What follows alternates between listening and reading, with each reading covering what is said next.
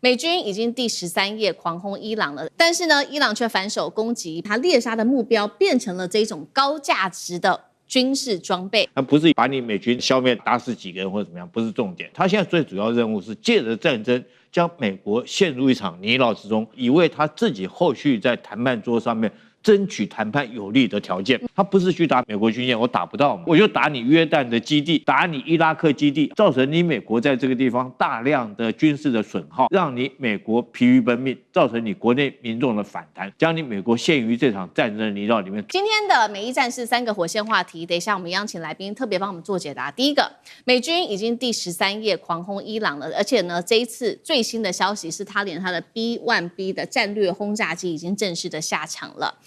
但是呢，伊朗卻反手攻擊，包括了在美軍的基地，而且這一次不一樣的事情是，他獵殺的目標變成了這種高價值的軍事裝備。美軍火力全開，能夠打垮伊朗嗎？還是會陷入一場泥淖當中，成為長期的消耗戰呢？第二件事情來看到，我們剛剛特別提到的，伊朗反手打的是美軍最昂貴的裝備，當中有什麼呢？包括了防空雷達，還有戰機的機庫，一直到無人機，全面下手，打眼睛、斷翅膀的攻勢，真的能打垮美軍防線，出現破口嗎？最後，等一下來關心到的2條能源命脈，從荷姆茲海峽到紅海，這個石油的價格可能因此狂飆哦，因為被掐住命脈，有沒有可能到$150一桶？美軍承受得起嗎？今天就這些議題，我們會一起做深度的剖析。這場中東戰火，美軍已經連13天狂轟伊朗了。來看到最新消息是來自於美軍的中央司令部說，第13波攻擊正式展開，而我們剛剛看到的就是 B-1B 的這個轟炸機已經正式的出動了。之外呢，投入戰場就是要來削弱，包括了伊朗在这個荷姆茲海峽對於商船的威脅。川普進一步放話說，接下來還有另外一波規模超級大的史詩級怒火的一個攻擊行動，他更是強調說，接下來如果他一聲令下的話，以色列會在2分鐘之內可以到達，並且以色列就會加入在戰場當中了。那麼《華爾街日報》也特別爆料說，中東目前呢，我們看到美軍早就已經部署好各式的兵力了，包括數萬名美軍，還有超過10艘的軍艦，2個航母打擊群，甚至11艘的飛彈驅逐艦，還有這個我們看到的是海軍陸戰隊的遠征隊，都已經蓄勢待發在中東地區。來看到伊朗的部分，立刻做的反擊，除了針對於約旦的美軍基地之外，還包括了在科威特，而他命中的都是這些高價值的目標。先來看在美軍的這個約旦的基地哦，他打到的是包括他的薩德飛彈系統、愛國者飛彈、2架重型直升機 F-15，還有10架的 MQ-9死神無人機。伊朗還說營區內有多人傷亡。科威特的部分包括了擊中1座電信塔、無人機、路邊的這一些邊境的通道等等，也同樣的，他說有部分的美軍人員受傷。所以呢，我們可以看到這一次伊朗的戰略打的都是高目標、高價值的這些目標。節目一開始，先請教酈將軍怎麼看伊朗現在專門鎖定這種高價值的資產背後的戰略目標是什麼？你知道作戰指揮官最重要一件事情，要了解他的作戰任務是什麼。所以我們來講的話，當一個指揮官，首先你要知道說是本身的任務，緊接着下來，你才能夠做你這個戰術目標的選擇。那我們現在看看這個伊朗現在革命衛隊他的可能的作戰任務有什麼？第一個，他是不是在殲滅美軍的有生戰力？我不認為他在殲滅敵人有生戰力，他不是以把你美軍這個消滅打死幾個人或者怎麼樣，不是重點。那他的重點是什麼？他現在最主要任務是借着戰爭將美國陷入一場泥淖之中，以為什麼？以為他自己後續在談判桌上面爭取談判有利的條件，也就是說，荷姆茲海峽將來是我要掌控到，這是他戰爭的一個最主要的任務，在這個最主要目標在這個地方，所以依據這個目標，他就做他的戰術目標的選擇。他現在要選擇什麼戰術目標呢？第一個我們講，第一個是他最容易達成他的任務的目標，什麼任務？什麼樣的目標讓他能夠達成任務？他不是去打美國軍艦，我打不到嘛，對不對？我就打你約旦的基地，打你伊拉克基地，造成你美國在這個地方大量的軍事的損耗，讓你美國疲於奔命，造成你國內民眾的反彈，將你美國陷於這場戰爭的泥淖裡面，拖住你的後腿，不讓你走，這是第一個。所以他選擇的目標，我們看他打擊的是約旦美軍的空軍基地哈。第二個，他選擇什麼目標來打擊？第二個就是對我危害最大的目標，打仗你一定要打擊讓你危害最大的这種目標，將它消滅掉，不然它對你來講的話，之後會對你造成最大的危害嘛哈。那我們看到現在來講，你看看回頭去看，你檢視伊朗革命衛隊打擊的這些，是不是都是他對他危害最大？因為伊朗現在很明顯。他最擔心的是什麼？是美軍對他空襲哈。如果美軍我們不管是 B1B 轟炸機，或者是像去年的5月重錘用 B2 轟炸機哈，然後或者是說跟以色列聯手起來用這個戰鬥轟炸機哈，對他重要的橋樑、變電所來，或者是這個實施斬首作戰。所以第一個他要打他的空軍，那我自己又沒有空軍，所以我最優先選擇什麼？一定是你防空雷達。所以你看到現在打他的是防空雷達哈，然後打他的是這個制空作戰的措施。制空作戰不一定要到空中開飛機去打仗哦，我叫你機庫打掉，我叫你跑道打掉哈，你就無法制空作戰。所以第三個，他有選擇的手段很明顯的，他用什麼方式來打？第一個遠程的，他用導彈來打；近一點的，如果說在無人機的射程之內，他用無人機來打哈。所以我從現在整個美伊戰爭發生到現在，我個人認為說是不要小看伊朗這個國家，它畢竟是一個波斯古國，它有它的戰略構想。我們反觀，如果拿這個邏輯去檢討美國現在這場仗，是不是打得一塌糊塗？從頭你不曉得你在打什麼仗，你的戰略目標什麼？到底是要這個照他自己這個川普之前所講，是要這個解除伊朗的威脅，推翻他的政權，還是幫以色列鞏固以色列安全？沒有一個目標，你看不到他作戰任何目標，而且他的這種目標跟他作戰所採取的手段是不一樣。他作戰的手段用了什麼？去斬首作戰。對不對？去轟炸人家的發電廠，去打人家的橋樑，這就造成伊朗的民眾更埋怨、更痛恨了。那你沒有依據你的戰略目標來實施你的打擊範圍，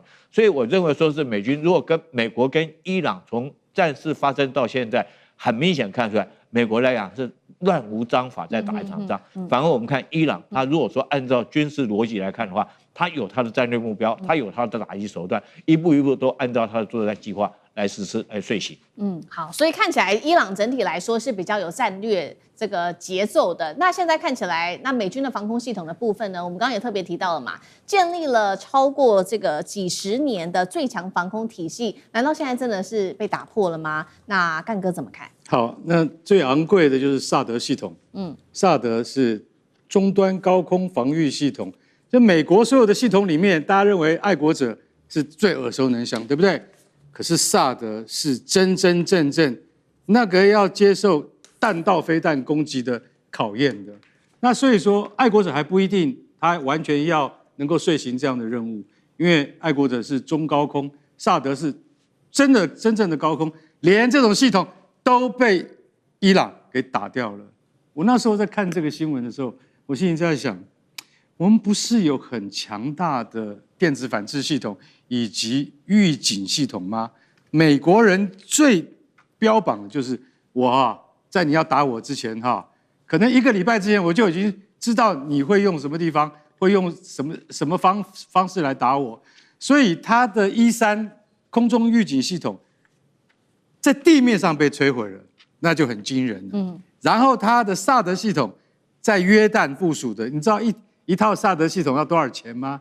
都上百億美金的，一枚薩德飛彈幾乎就要達到了500萬美金的，所以大家曉得，連這種系統你都能夠被摧毀掉，這幾十年來美國標榜的系統好像一夜之間出了問題，他也不能說它失效，那他怎麼會有這麼精準的坐標？我就直接想到哪裡了？我就直接想到，又是我們中國提供的技術資源了，一定是中國。它可能有部分俄羅斯的系統，但是中國所提供的系統一定是後面最大的支撐力量，不然你不能那麼精確的。我剛剛講約旦那些被擊中的美國的薩德系統，愛國者防空陣地，那另外還有2個地方啊，這2個地方你就覺得很妙啦，它叫做費塞爾國王空軍基地，還有一個叫哈桑王子空軍基地，這2個基地我們可能一般人都沒有聽過，結果他精準命中，命中以後他擊毀了一個 F-15戰鬥機的維修廠，你不是光打那個跑道，你要打到那個維修廠，那不容易。再來擊毀了8架 MQ9 死神無人機，這些東西加起來，我就覺得很疑惑，為什麼？因為這個叫精準打擊，依照現有的伊朗的彈道飛彈的精確度沒有那麼高，但你怎麼打得到？這就是我最懷疑的地方。所以現在已經不可同日而語了，跟以前不一樣了。那你現在接下來再打，川普現在雖然經過了眾議院否決，說你不可以隨便派兵，結果後來參議院就說，可以了。結果參議院否決了眾議院，你知道嗎？其實這些都是表面上的，這都是象徵意義。實際上，川普要做什麼，他用總統的命令還是可以做的。對。但是他現在發現，這個損失好像很嚴重啊。能不能夠再發動他所謂的要讓伊朗更痛的大規模打擊？我真的很懷疑。好，我們現在看到很多都是在空戰的部分哦，這個美伊雙方互轟。如果來看到，請這個苑老師幫我們看到海上的部分，其實現在我們要特別關注到的就是2條的海峽都被封鎖住，不管是我們先前提到的荷姆斯海峽或者是曼德海峽。我們先來看到現在最新的消息是《金融時報》的報道，2艘希臘的郵輪其實他們試圖要沿着阿曼的海岸通行，卻遭到伊朗的飛彈攻擊。這是美伊雙方停火之後第7次的第7艘船被攻擊的商船。那目前呢，伊朗到底放了多少的這一種小型的艦艇在荷姆茲呢？目前最新統計是創下紀錄85艘，所以整個海峽幾乎沒有人敢做通行了。美國退役的海軍他預估說，美軍接下來必須連續數週，而且每晚達到200次的空襲，之後還要有這個2到3艘的軍艦護航，才可能恢復商船在這邊運航的一個信心哦。再來就是另外一線紅海的部分，我們來看到伊朗，他把他的革命衛隊的高層，還有飛彈設施、無人機技術都送往也門去強化胡塞對這邊的影響力。而油價的部分，現在大家最擔心，因為已經破了$100大關一桶，有沒有可能站上$150？這是來自於專家的最新說法，也會影響到全球的能源命脈、油價的部分。那苑老師怎麼看？剛剛主持人所講的這些重點呢，牽涉到3點呢，非常重要，涉及到這場莫名其妙的戰爭。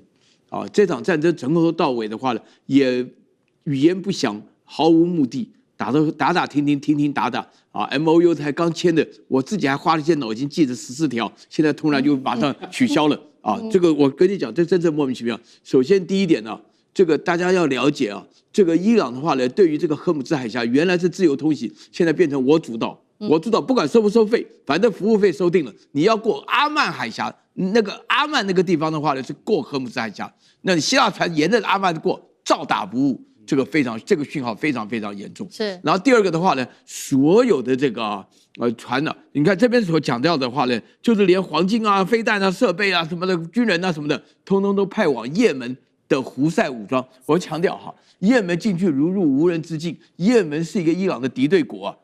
那胡塞是也門裡面的叛亂組織啊，現在提供也門的叛亂組織如入無人之境，表示這個情勢多混亂。現在也門的這個胡塞武裝裡面所出現的一個現象，就是說，他要鎖住紅海另外那邊。為什麼這個紅海這邊這麼重要？因為它是曼德海峽。大家打開地圖一看，就原來的話呢，中東波斯灣產油的大國是沙特，沙特的油透過紅海還算是勉強可以出來。現在沙特的話呢，也門這個叛亂組織胡塞警告沙特不能夠經過，所以沙特就嚇到了，就不敢經過，不敢經過整個波斯灣2條海峽，一個荷姆茲，一個曼德海峽，鎖得緊緊的，一滴油都出不來，沒有油船公司敢再繼續送油的。那在這種情況出現了第3個問題，大家知道油價嘛？現在已經估到多少？原來我跟我自己做私募基金講，他們估的油價就是180。那現在的話呢，你剛剛講的是可能150最高150，那個時候是想到那個 MOU 大概有點希望了，降到70、80不到啊。那現在一下子 double 了。那我問大家，世界的經濟哪裡受得了？我們講我們自己就好了嘛。講我們自己裡面涉及到了油氣，那這個還得了？那個台灣夏天的時候可以洗冷水澡，你到了冬天怎麼辦？那看樣子這場戰爭不會結束的。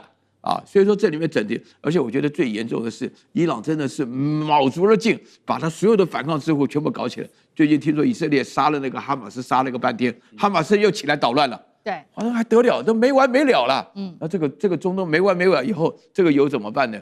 我跟你講哈，这個只有靠這個大陸是沒有問題，那靠俄羅斯的油嘛，所以這個情勢真的是非常非常麻煩，沒有人知道為什麼，也沒人知道下面要怎麼辦。川普呢想要用黃豆跟對於伊朗的解凍資金來收割這個戰後的紅利，沒有想到直接被伊朗打臉。他直接說了，他沒有要買美國的黃豆，沒有要買美國的大豆。到底現在主導權是在誰的手中呢？這是第一個問題。第二件事情，我們來看到的是，美國很得意啊，因為呢，他覺得在這場和談當中結束之後呢，他這邊說了。伊朗已經答應了，是說接下來 IAEA 是可以重新進入伊朗的核設施檢查的，被視為是美方的重大突破。但是現在卻被笑說，這不是戰前就已經講好可以這樣子做的一個機制了嗎？那再加上現在美國的民意還有原油的壓力，這一場百日的美伊戰爭，美國是被打回了原點了嗎？第三件事情，我們來看到美國現在忙着要穩住它的波斯灣的盟友，中國另一方面則是強化它跟伊朗的互動。中東權力是在重組還是已經換軸？也就是說，中美之間誰更有能力去掌握中東的話語權？今天就這些議題，我們會一起來做關心。好，我們要趕快來看到是川普直接被伊朗打臉嗎？原本以為呢，美伊的這一場戰爭打完之後，美國他說他可以名利雙收的，他甚至公開表示，這是來自於川普的說法，希望呢伊朗的資金在被解凍之後，可以呢拿這些錢全部買美國的黃豆，甚至是玉米等等的農產品。話一說完，央行總裁來自伊朗方面直接就否認打臉，說我們簽署的 MOU 當中根本沒有任何一條的條文有明文規定說，伊朗必須要向美國來購買農產品，而我們會向美國買或者是購買的其他東西，除了民生物資之外，就是一些沒有經過制裁的商品，完全沒有包括黃豆啊，也代表這個川普說要救農民的這個夢，看起來是完全的被打碎了。好，更糗的事情，我們來看到了副總統范斯，他原本試圖說，我到了這個談判的現場，我要來主導整個談判的主導權，但是呢，看到這有發生非常多的糗事。第一件事情，范斯一開場說呢，我希望跟這個伊朗翻開新的一頁，甚至期待兩國關係能夠永久的被改變。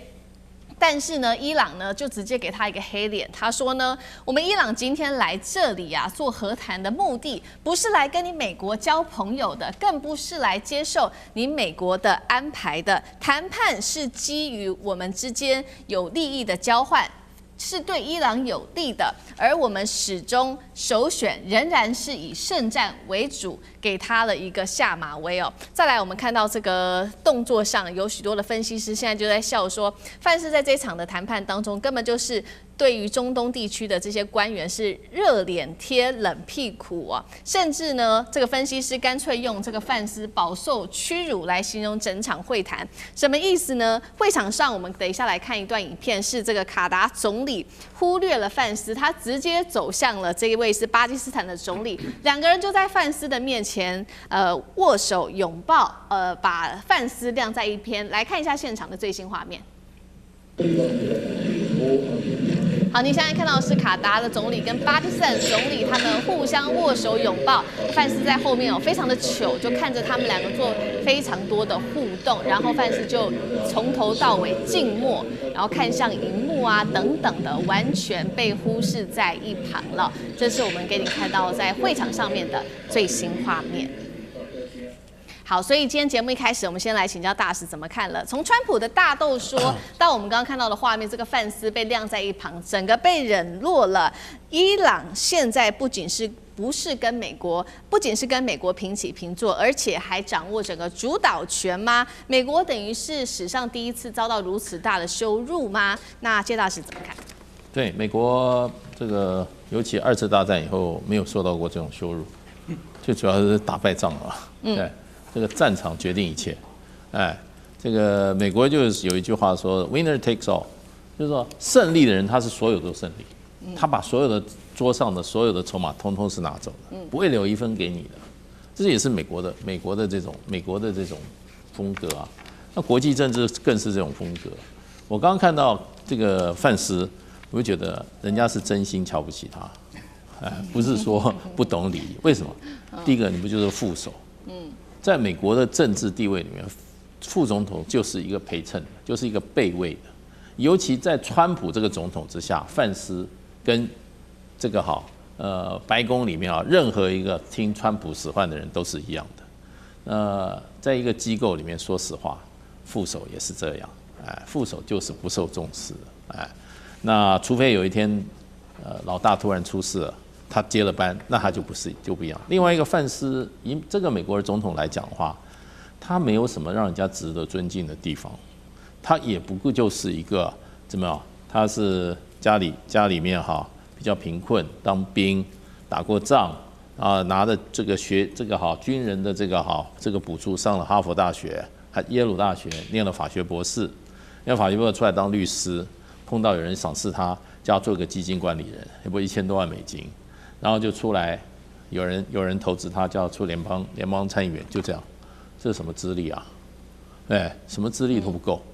那而且在這種國際場合裡面，事實上的話，你要有一點很現實的，有鏡頭在的時候，大家都要表演給誰看？都要表演給自己家裡面的老板看，而且他國內的群众看，对。你要知道，這個談判者絕對不是用來討好你的談判對手的。談判者是要對你的談判對手把他視為什麼視為要把他壓榨到絕對他就是你的寇仇，要把你壓榨到最後一滴油都把它壓榨出來。那為什麼呢？你的談判者不會把你幹掉，談判者通常被後面的箭射死。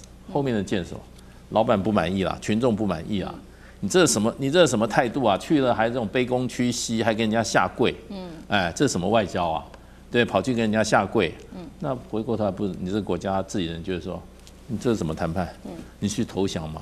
所以他一定要強硬，所以人家過到那個場合裡面都是針對美國的，所以再加上我覺得范斯本來就不受待見，人家就覺得這家伙根本沒有經驗，搞不清楚狀況。對，講的話，人家就說誰跟你顧全大計，誰跟你搞新意啊？我們現在這個事情先解決就好。然後伊朗來講的話，我今天才知道為什麼一個民族可以生存這個5000年，還能夠屹立不倒，就是強悍，就是強悍。你再大的壓力之下，他也沒有下跪啊。伊朗在口頭上從來沒有對美國軟過。你跟你講好的。那個黎巴嫩停火，對，你要去跟內塔尼亞胡講，你管不住的話，那你就不要答應我。那現在管不住，那很簡單，我就霍姆茲海峽繼續封鎖嘛，有怕你嗎？你有核子彈，我也是這樣；你沒有核子彈，我也是這樣。所以人家展現什麼，就是強大的心理素質。那這個現在美國最缺的，美國是手上什麼武器都沒有就是缺一個膽，沒有膽。就沒有任何的，没有人家不會尊敬你。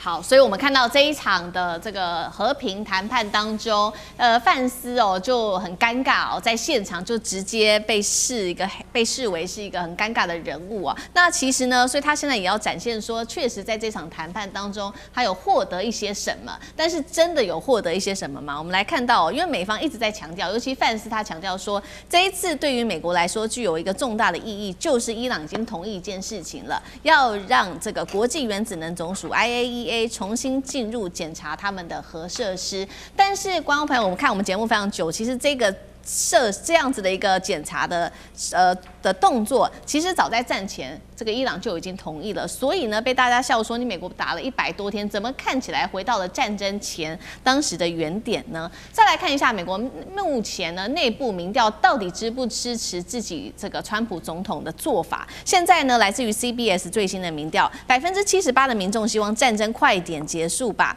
而且呢，2成是認為說，這份臨時協議是美國佔上風，但是37%的民眾是認為伊朗才是真正得利的人。好，現在讓美國另外還有擔心的事情，就是有關於石油的問題了。現在他們的石油儲備呢降到了這個最新低點的一個水庫，來到了1983年以來最低。尤其是庫欣原油交割中心庫存已經來到了警戒線，現在呢是從4000萬桶，直接腰斬，剩下2003萬桶。好，第一個是 IAEA 的問題，到底這個美國有沒有得到些什麼好處啊？第二個問題就是說，有關於美國的石油儲備問題了，會不會出事啊？尚志哥怎麼看？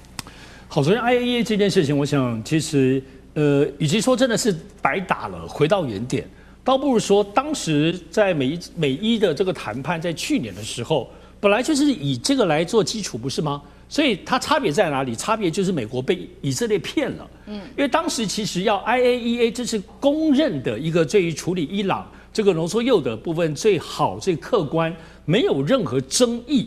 但是為什麼後來美國態度變了，而且就打了？就是因為以色列告訴美國 ，IAEA 查不出什麼，我們這邊掌握的薩德組織掌握的情報裡頭是怎樣，所以用這樣子的方式去改變了川普的想法，所以這個是真正的最大的關鍵。但是為什麼美國現在願意接受這樣子的狀況，並不是說美國退讓，或者說回到原點，這只是美國現在面對現實，因為現在事實上到底。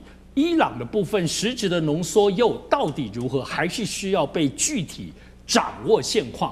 其實到現在為止，伊朗沒有講，外界都不知道，中國、俄羅斯甚至也都不知道。所以這裡頭真正要掌握，還是得要有一個人，伊朗能夠接受或一個機構進去好好仔細看。所以特別到我們現在知道，他現在在這個納坦茲、福爾道跟伊斯法罕。這裡頭有好幾個地方，它可不是只有一處，所以這裡是必須要一個結構或一個隊伍的人手，才能夠系統性的先掌握下來。那麼掌握下來之後，再來看是怎麼樣呢？究竟是要就地稀釋，或者是要運出海外？現在看起來，美國的態度很可能不會像先前在早先一開始認為要全部要運出去，全部要拿出去，有可能會就地稀釋。因此，如果要就地稀釋，真正的根本性的處理這個問題的話，那更需要原子能總署了 IAEA 來介入跟整個監督全部的過程。所以像 IAEA 這件事情，我們不說風涼話，它變得很重要。也就是說，伊朗的濃縮鈾現在要調查現況，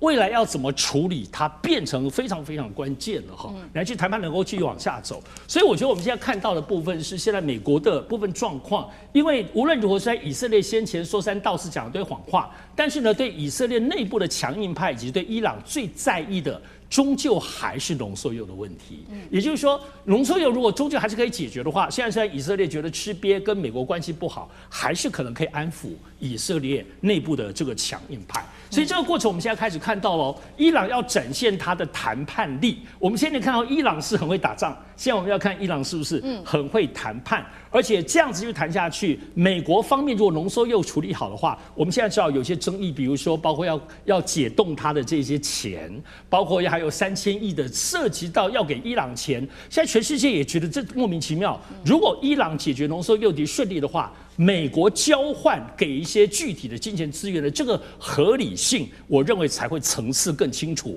我覺得這個部分是核濃縮鈾現在是眼前最重要的一步。好，就在美伊和談的當下，我們也看到了，在這一次和談，可以很明顯看到伊朗出乎意料是非常非常的強悍的哦。那這一些在中東地區的這些波灣國家的這些盟友們也都看到了，現在也對於美國的信任度其實是大幅下滑的。尤其大家也在看說，是不是中國大陸在這邊的勢力正在悄悄的崛起當中。尤其我們要來看到，現在中方派出的是在22日呢，王毅去會見了伊朗的高層。那伊朗同一時間主動向中方通報了他們談判的一個最新進度。那中方也表示願意繼續恢復中東和平，來發揮一些作用。美國方面現在呢，則是急着和這個波灣的盟友們，希望能夠建立更緊密的關係。但是問題是有沒有效，這個持續要做觀察了。因為我們知道這些波灣的盟友們在這一次美伊的戰爭當中承受了非常多來自於伊朗的飛彈哦，那所以呢，現在也要看波灣盟友們的態度。美國這一次是派的是這個盧比歐前往阿聯跟科威特跟巴林，試圖穩住波灣的盟友，真的有用嗎？幹哥怎麼看？好，你知道剛剛我們看到那個畫面啊，那短短10幾秒畫面，那是誰？那個是那個穆罕默德，對不对？對，是卡達的總理，然後就沒看到范斯就走過去，跟誰？跟巴基斯坦的總理夏利夫握手，對不對？然後那個范斯就在那邊乾笑，這個是一個畫面。可是大家知道還有另外一個畫面是什麼？是這個是四方會談，美國、伊朗、卡達、巴基斯坦4方會談。卡達跟巴基斯坦的作用是斡旋者，那是調解你們兩邊不要再吵了，對不对？可是你知道嗎？照理講，你手上有籌碼的話，你一定是最後一個來的。你知道最後一個來是誰？是阿拉奇，是伊朗的外長。這4方會談3個國家都來了，包括范斯站在最前面，就最後面进來叫做阿拉奇，就說怎樣？我現在手上有籌碼，我就最晚進來，怎麼樣？然後還有一個人講的更凶的話，叫做穆吉塔巴，就是現在伊朗實際掌權者，他的代表說，他叫萨吉德嘛，萨德吉，他說，我們不是害怕，因為是我們对我們現在是首選，依然還是聖戰，意思就是說，我們那個精神是不會變。也就是說，如果說談判破裂的話，我們也不怕。那最後還是回到聖戰的本質上面。所以你就覺得說，阿拉奇這次進來，然後是最後一個進來，然後阿拉奇進來也一樣沒有跟范斯握手，也一樣跑去找夏利夫，又跟夏利夫握手。所以大家要看這個外交的場合裡面這有很多畫面都透露一些因素，就是說你會發現說，那你范斯變成一個路人甲被晾在那邊。真的是那個樣子，其實我們也很驚訝，就像剛大使講，很驚訝啊。不過怎麼會這樣子？美國從來是不能，就是他是被人家等的，不能他等人家，對不對？如果今天是川普在場，川普一定拂袖而去，但今天是范斯來，他就變一個花瓶在那邊。所以你就看到，結果你知道，最近這幾天，也就是昨天王毅在哪裡？在新德里會見了誰？他會見了伊朗最高國安會的副秘書叫做內扎米普爾，內扎米普爾把所有14點的過程通通報告給王毅。為什麼？奇怪了，這不是有4方會談了嗎？怎麼又多一個角色出來，叫做中國？內扎米普爾為什麼把所有事情都跟王毅報告清楚？就是大家就曉得說，中國在未來伊朗的重建之路上面會扮演多麼重要的角色。這才是我們要注意的地方。接下來我們要關心到的是有關於美伊的這一場戰事，川普呢3000億現在確定送伊朗是真的哦。另外呢，美伊雙方在19日會來簽的這個14點 MOU 震撼的曝光了，等一下會來看細節內容。當中提到了是美國針對伊朗會做石油的豁免、凍結資產，全部都會給伊朗等等。那麼荷姆茲解封是美國為了自己的油價利益嗎？今天就這些議題會一起來做關心。我們先來看到3個火線話題，等一下請來賓來特別幫我們做解析。首先第一個，有關於3000億美元的重建金，川普一度說是假新聞，但是在此刻呢，我們看到副總統范斯直接還有外媒直接證實這個3000億美元呢，波灣國家會一起來出資。來做重建，提供給伊朗。外媒也點名說，甚至呢部分的資金確實是已經到位了，包括有一些亞洲國家也會參與在其中。不管是大家覺得很奇怪，為什麼會有新加坡、馬來西亞等等的國家？那川普說的假新聞是被打臉嗎？還是因為已經被現實反噬了，他也只好跟着這麼做了呢？這是第一點。第二點，我們會來特別關心到的是，這個是最新來自於彭博曝光的美伊14點的 MOU 寫得很清楚，而且現在看起來呢，這個 MOU 對伊朗來說好像比較有利，是不是伊朗主導很重要的掌控權呢？稍微看一下協議內容，美國要解除在海上的封鎖，還要撤軍，還要解除對於伊朗的經濟制裁，伊朗才會願意進行最終的談判。這種先鬆綁後談判的順序，看起來是不是美國在戰場上面已經先撤退了？由伊朗來做主導呢？這是第二件事情，我們等一下來解析。第三件事情來看到是伊朗針對於石油的部分，好像已經可以逐漸的掌控許多事情了，包括它的超級油輪已經突破了封鎖，而且呢380萬桶的石油也已經運輸出去了。同時，美國的戰略儲備油則是跌到了最新低點，1983年以來的低點，油價現在來到了新高，一度是突破4.5美元了。川普這個時候是不是被高油價給嚇壞了，必須要來放行呢？今天就這些議題，我們會一起來做關心。好，來關心到的是呢，川普前幾天說3000億美元給伊朗的重建金是假的，剛剛我們提到了嘛，結果范斯說是真的。那麼彭博直接公布了說，包括了說還有14點的 MOU 草案呢，這個草案是不是真的？看起來對於伊朗來說比較有利呢？我們來看一下14點 MOU 的草案細節當中提到了說，美伊呢接下來會立刻的停止所有的敌对關係，並且互相承認，互相不干涉彼此的主權。再來這邊也提到說，會美國封鎖對於伊朗的海上封鎖啊，還有確保波斯灣地區的這個航行都可以安全，甚至呢還有3000億美元要提供給伊朗，解除對於伊朗的所有經濟制裁等等。好，其實內容非常的多，但是重點就是说，美伊雙方互不干涉內政，那美軍鬆綁海上的一些封鎖，還有航運，再來就是石油給伊朗的運送也可以航運是安全的，解除對伊朗的經濟制裁等等。唯一的條件就是伊朗不可以造核武。另外一方面，其實呢，我們也看到最新的路透社也最新爆料說，3000億美元的投資金額當中，超過一半已經承諾到位了。出資的不只是波灣國家，還包括日本、南韓、新加坡跟馬來西亞。那麼 MOU 的第13點，剛剛我們看到了，也明確提到了說呢，美軍方面必須要先讓航運解封、石油豁免、資金到位，伊朗才會願意後續談判。看起來伊朗確實掌握主導權。有關於3000億美元的重建金，為什麼一開始川普說是假新聞呢？那現在我們看到波灣國家也說願意出資了嗎？他們是覺得說，乾脆我直接跟伊朗談好，不需要美國的保護，這當中不需要在美國為他們出頭了，是這樣的一個概念嗎？孫委員怎麼看？對，我看到了這個 MOU 的內容哦，我覺得真的是這個世界外交史上一個非常了不起的成就，就是明明是看起來天南地北不可能達成共識的这個雙方的立場，居然還能夠在玩文字遊戲的情況之下，洋洋灑灑的寫了14條，然後看起來雙方的確都達成了共識。所以我說這場戰爭從停戰開始它就是一個沒有停戰的停戰，現在到了一個沒有共識的共識了。那麼這14點如果大家仔細看一下的話，它其實完全避重就輕，真正的核心問題只字未提。可是他講的是非常鬆散的他講的就是全線停戰。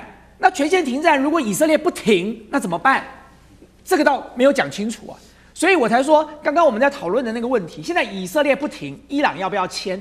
美國要不要出來阻止以色列？因為照這個協議上來說的是雙方的戰友各自的這個友好的勢力都應該要遵循這樣的一個 MOU。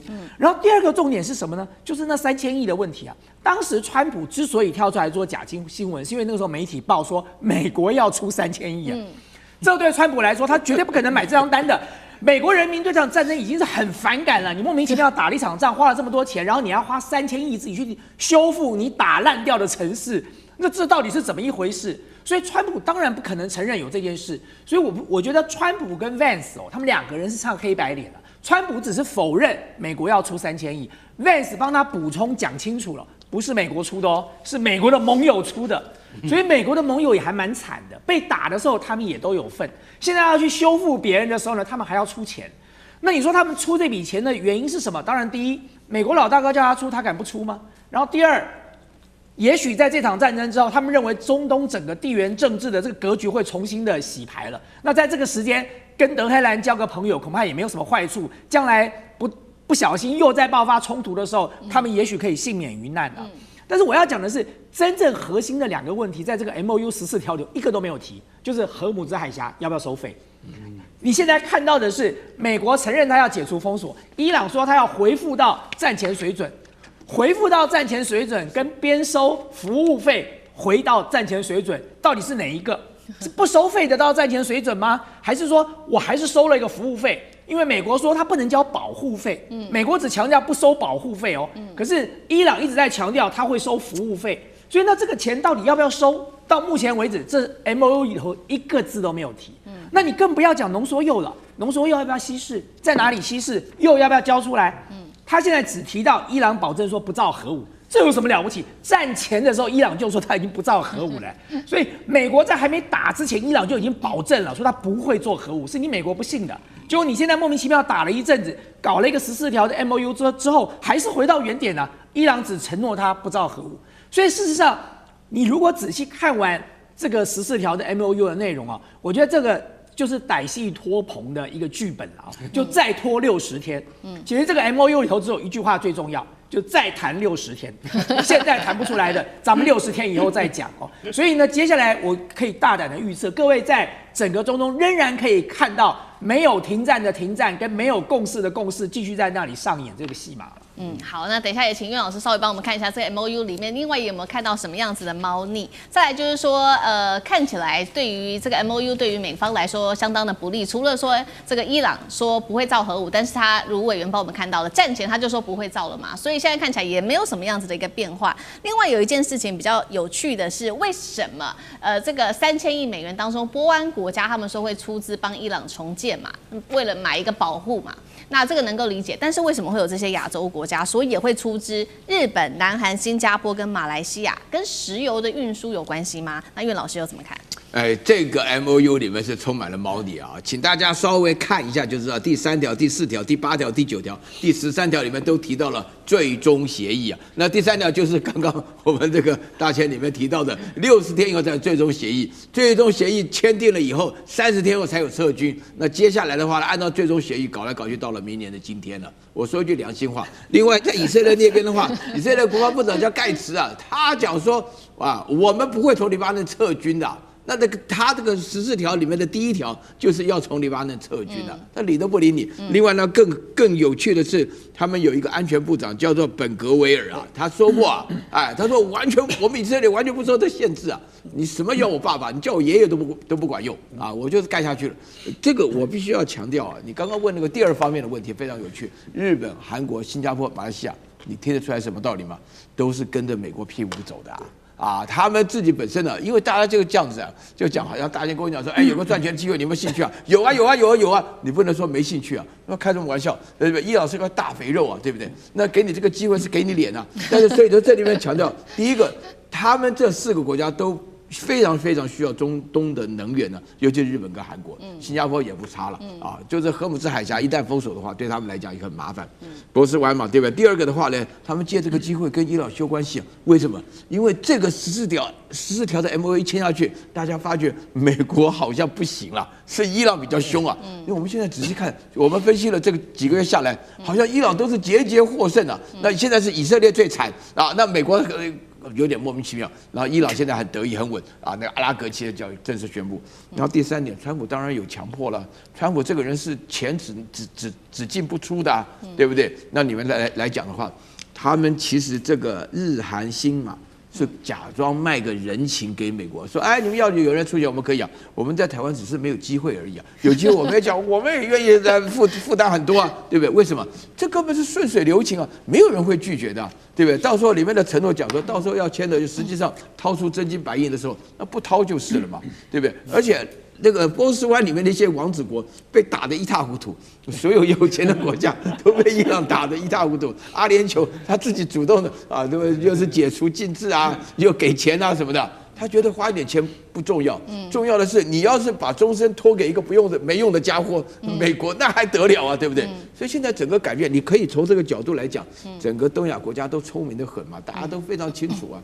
那大陸當然不會理他這一套了。是好，所以我們看到這個 MOU 裡面，一方面是涉及到有關於安全的問題，許多的國家現在呢，乾脆就直接願意付錢給伊朗來保尋一個安全哦。那另外一方面，其實這 MOU 也涉及到了這個石油的問題，那也是川普現在呢在民怨高漲的時候，他最在意的一個問題。所以是不是 MOU 裡面在於油價，還有在於荷姆茲的航行等等，現在放寬了對於伊朗的制裁呢？我們來看到伊朗這邊出現了這個石油出口的制裁被豁免的現象，因為呢，現在被發現已經有超級的油輪突破封鎖，運出了380萬桶原油。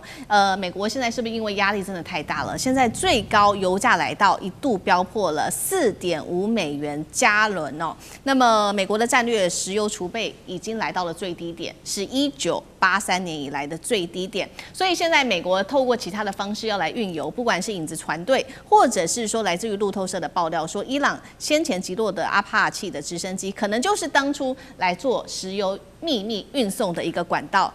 是為什麼這麼緊張？幹哥怎麼看？對啊，這也是有可能啊。但是你看那個14點 MOU， 你就可以曉得說，對於伊朗的這個金融啊、保險啊，以及海上石油運輸啊這些管制啊，都取消了啊，都取消了。為什麼？因為為什麼？也要趕快讓荷姆茲海峽能夠通行。美國自己的海上管制先撤，然後呢，也希望在30天之內啊，能夠讓伊朗啊，也對於荷姆茲海峡提供一定程度的保險。為什麼？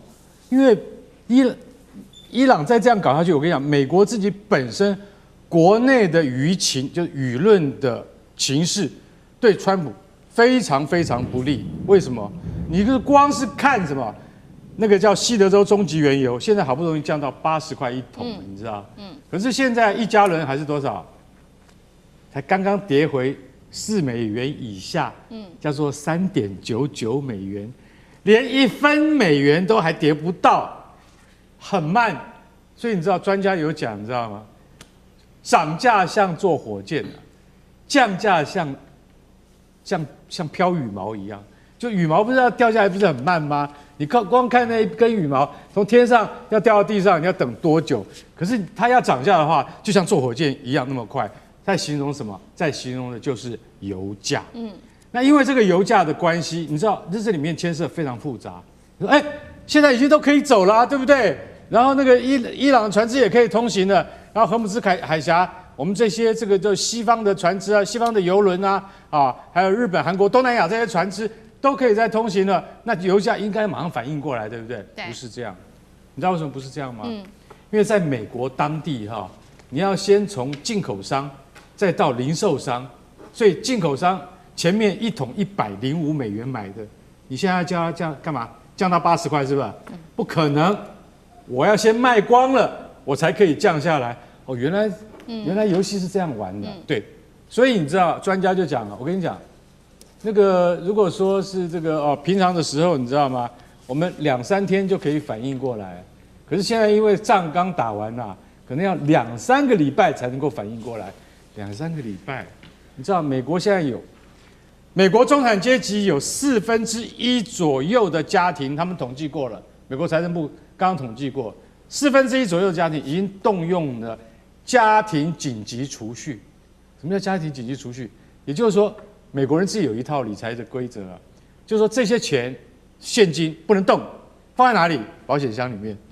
除非今天遇到了特殊的情況，不然你不能去動那個東西。美國人他們在就因為他們都是信用卡掛帥嘛，对不對？都是刷信用卡。可是当信用卡不能夠刷這個油價的時候，為什麼？因為你的信用可能不見得能夠讓你有額外的支付的時候，我跟你講，你就只能夠動用那個緊急的基金就對了。然後1/4的家庭在用這個錢，是代表什麼？川普，你一定要趕快降下來。你如果再不降下來的話，我跟你講，那人民就会找你麻煩。所以你知道现在美国反而有2個零售業他們現在大賺其錢，你猜都猜不到。誰 ？Walmart 跟 Costco， 為什麼？這2家我們都耳熟能詳，對不對？他們有加油站呢，而且他們的加油站是標榜什麼？不管國際油價怎麼變動，我們先降價了，我們就開始先降價。所以 Costco 跟那個 Walmart 這2家反而他們現在就先降價，它不像那個大型的進口商，他們還是維持在原油的高點，反而他們就先降下來，變成美國現在民眾一窩蜂去這2家公司的加油站去加油，那當然這種造成的不公平嘛。对，川普也要消滅這種不公平。你想想看，這個通膨對他來講是多麼的嚴重，從這裡面就可以看得出來了。